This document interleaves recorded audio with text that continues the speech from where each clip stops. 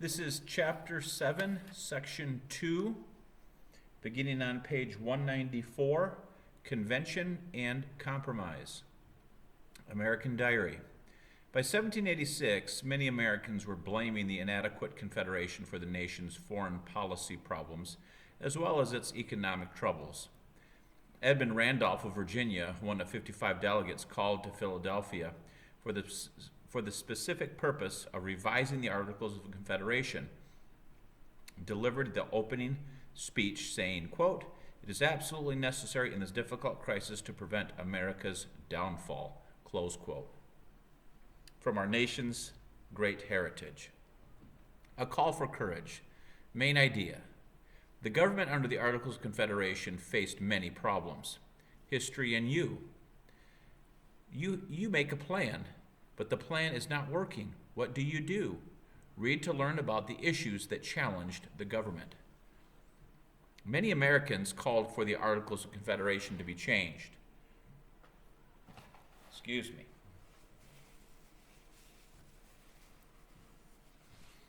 They believed that the Confederation government was too weak to deal with the nation's problems. Those problems, however, were very difficult to solve. After the Revolutionary War, the United States experienced a depression, a period when economic activity slows and unemployment increases. Southern plantations were damaged during the war, and rice exports dropped sharply. Trade also decreased when the British closed the profitable West Indies market to American merchants. The little money that the government did have went to pay foreign debts, resulting in a serious currency shortage. Shays Rebellion. American farmers suffered because they could not sell their goods. They had trouble paying the money requested by the states to meet Revolutionary War debts. As a result, state officials seized farmers' land to pay their debts and threw many farmers in jail. Grumblings of protest soon grew into revolt. Resentment grew especially strong in Massachusetts. Farmers viewed the new government as just another form of tyranny. They wanted the government to issue paper money and make new policies to relieve debtors. In a petition to state officials, a number of farmers proclaimed, primary source, quote, "Surely your honors are not strangers to the distresses or problems of the people, but know that many of our good inhabitants are now confined in jail for debt and taxes," close quote. Petition from the town of Greenwich, Massachusetts. In 1786, angry farmers lashed out. Led by Daniel Shays, a former Continental Army captain, they forced courts in western Massachusetts to close so judges could not take away farmers' lands. In January 1787, Shays led more than 1,000 farmers toward the federal arsenal in Springfield, Massachusetts in search of guns and ammunition. The state militia ordered the advancing farmers to halt and then fired over their heads, but the farmers did not stop. The militia fired again, killing 4 farmers. Shays and his followers scattered, and the uprising was over. Shays' rebellion frightened many Americans. They worried that the government could not control unrest and prevent violence. On hearing of the rebellion, George Washington wondered whether mankind, when left to ourselves, are unfit for their own government. Thomas Jefferson, minister to France at the time, had a different view. "A little rebellion now and then," he wrote, "is a good thing." The issue of slavery. The Revolutionary War brought attention to the contradiction between the American battle for liberty and the practice of slavery. Between 1776 and 1786, 11 states, all except South Carolina and Georgia, outlawed or heavily taxed the importation of enslaved people. Although slavery was not a major source of labor in the North, it existed and was legal in all the northern states. Many individuals and groups began to work to end the institution of slavery in America. In 1774, Quakers in Pennsylvania organized the first American anti-slavery society. 6 years later, Pennsylvania passed a law that provided for the gradual freeing of enslaved people. Between 1783 and 1804, Connecticut, Rhode Island, New York, and New Jersey passed laws that gradually ended slavery. Still, free African Americans faced discrimination. They were barred from many public places, and few states gave free African Americans the right to vote. The children of most free blacks had to attend separate schools. Free African Americans established their own institutions, churches, schools, and mutual aid societies to seek social and economic opportunities. The states south of Pennsylvania clung to the institution of slavery. The plantation system was built on slavery, and many Southerners feared that their economy could not survive without it. Nonetheless, an increasing number of slaveholders began freeing the enslaved people that they held after the war. Virginia passed a law that encouraged manumission, the freeing of individual enslaved persons, and the state's population of free African Americans grew.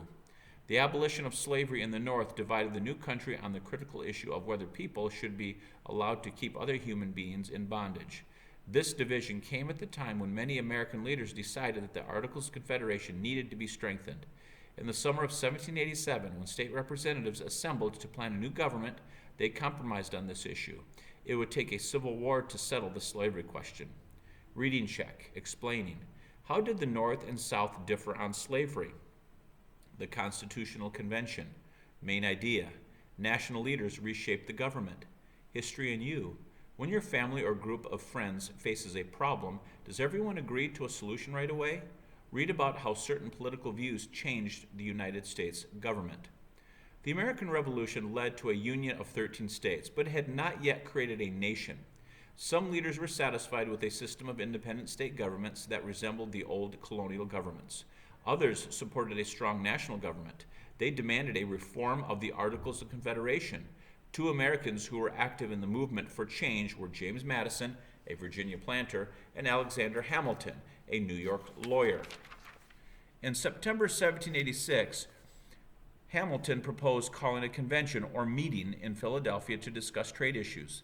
He also suggested that this convention consider what possible changes were needed to make the Constitution of the federal government adequate to the existing exigencies or needs, of the Union.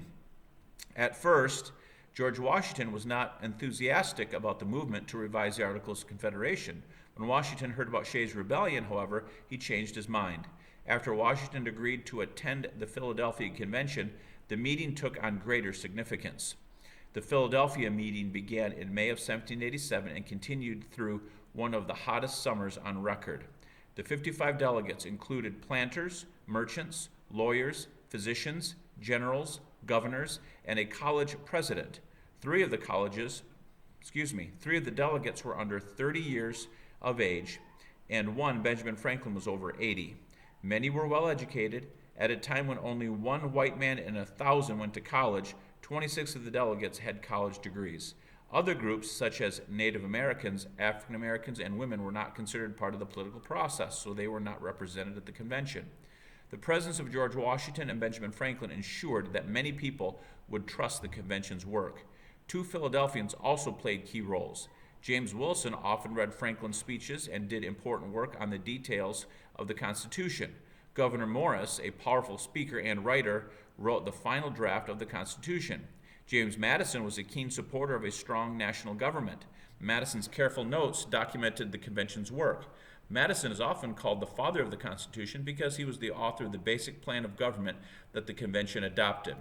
Organization. The delegates chose George Washington to preside over the meetings. The delegates also decided that each state would have one vote on all questions.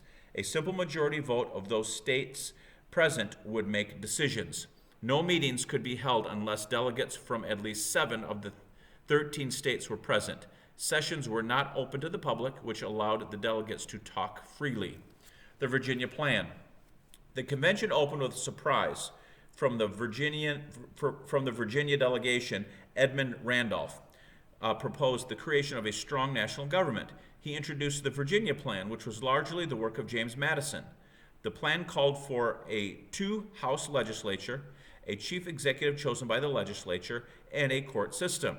The members of the lower house of the legislature would be elected by the people. The members of the upper house would be chosen by the lower house. In both houses, the number of representatives would be proportional or corresponding in size to the population of each state. This would give Virginia many more delegates than Delaware, the state with the smallest population. Delegates from Delaware, New Jersey, and other small states immediately objected. They preferred the Confederation system in which all states were represented equally. Delegates who were unhappy with the Virginia plan rallied around William Paterson of New Jersey. On June 15th, he presented an alternate plan. This plan revised the Articles of Confederation, which was all the convention was empowered to do. The New Jersey Plan. Patterson's New Jersey Plan kept the Confederation's one House legislature with one vote for each state. Congress, however, could set taxes and regulate trade, powers it did not have under the Articles of Confederation. Congress would elect a weak executive branch consisting of more than one person.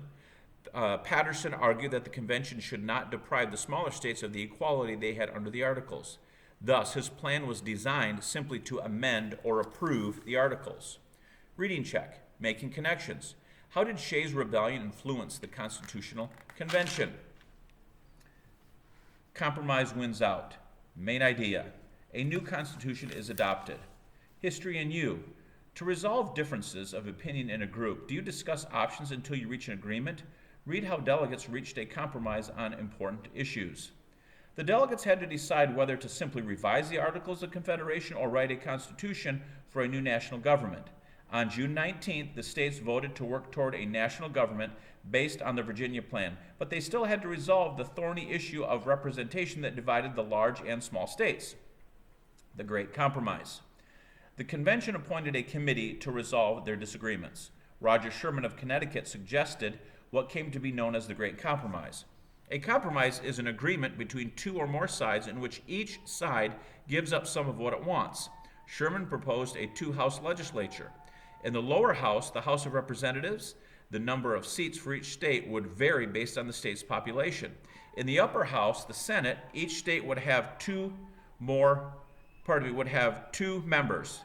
The 3/5 compromise. The delegates also compromised on how to count enslaved people. Southern states wanted to include enslaved people in their population counts to gain delegates in the House of Representatives. Northern states objected because enslaved people were legally considered property. Some northern delegates argued that enslaved people as property should be counted for the purpose of taxation but not representation. Neither side, however, considered giving enslaved people the right to vote. The committee's solution, known as the 3/5 compromise, was to count each enslaved person as 3/5 of a free person for both taxation and representation. In other words, every 5 enslaved persons would equal 3 free persons. The delegates voted to approve the 3/5 compromise. Slave trade. Northern states banned slave trade within their borders and wanted to prohibit it nationwide. Southern states considered slavery and the slave trade essential to their economies. To keep the southern states in the nation, Northerners agreed that Congress could not interfere with the slave trade until 1808. Bill of Rights. George Mason of Virginia proposed a Bill of Rights to be included in the Constitution.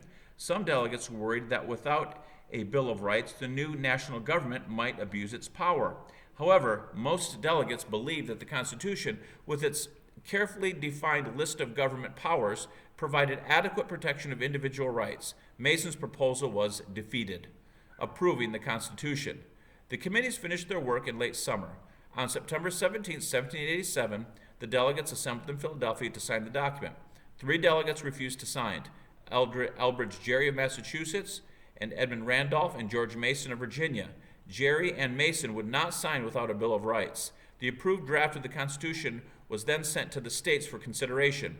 The approval process for the Articles of Confederation required a unanimous vote of all the states. The new Constitution, however, required 9 of the 13 states to be approved. After that, the new government would come into existence. Reading check. Analyzing. Who refused to sign the Constitution? Why? Section 2, review. Define each of the following: depression, manumission, convention, proportional, amend, compromise. 2, specifying. What did the farmers in Shays' Rebellion want? 3, explaining. Why did New Jersey delegates object the Virginia Plan? 4, identifying what key issues had to be resolved to create a constitution that most states would accept. 5, contrasting. Use a chart like the one below to describe the differences between the Virginia and New Jersey plans concerning the legislature, representation, and the executive branch. And finally, answer the essential question: why is the Constitution a document of compromises? That concludes Chapter 7, Section 2.